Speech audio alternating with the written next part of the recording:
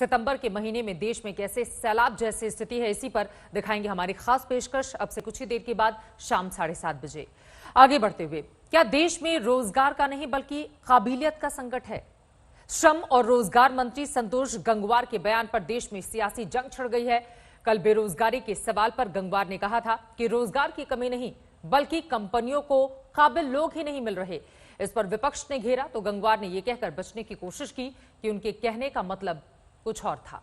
पाकिस्तान की हिमाकत न सिर्फ पाकिस्तान में अल्पसंख्यकों के खिलाफ बढ़ती जा रही है बल्कि सरहद पार भी वो भारत में लगातार गोले दाग रहा है। पुंछ के बालाकोट गांव में पाकिस्तान के जिंदा मोर्टार को सेना ने तबाह किया है। बौखलाया पाकिस्तान अब सरहदी स्कूलों को भी निशाना बना रहा है। पाकिस्तान लगातार सरहद पर मात खाने के बाद भी गीदड़ भभकी से बाज नहीं आ रहा है।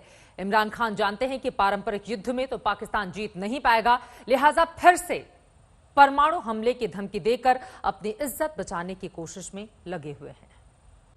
पाकिस्तान की इतनी हैसियत ही नहीं है वो कि किसी भी तरह की हिमाकत कर पाए, क्योंकि इतिहास के आईने में जब भी वो झांक कर देखेगा उसे हिंदुस्तान के सामने बुरी तरह से पराजय नजर आएगी।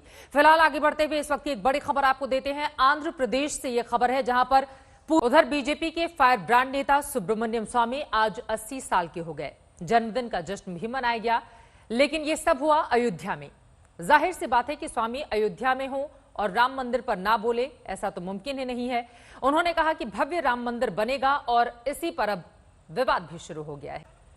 ट्रैफिक पुलिस जैसी ही पारखी नजर अब आम लोगों की भी है और इसी वजह से अधिकारी हो, शिक्षक हो या फिर कोई और हो जो बड़े पौधों पर बैठा हुआ है, अगर वो नियम तोड़ते हुए पाए जाते हैं तो आम जनता ही उनका विरोध शुरू कर देती है। और अब जाते जाते एक ऐसी खबर जिसे देखकर पाकिस्तान की बौखलाहट और बढ़ने वाली है, क्योंकि हमारी सेना अपने आप को और कारगर बनाने के मिशन में लगी हुई है। भारत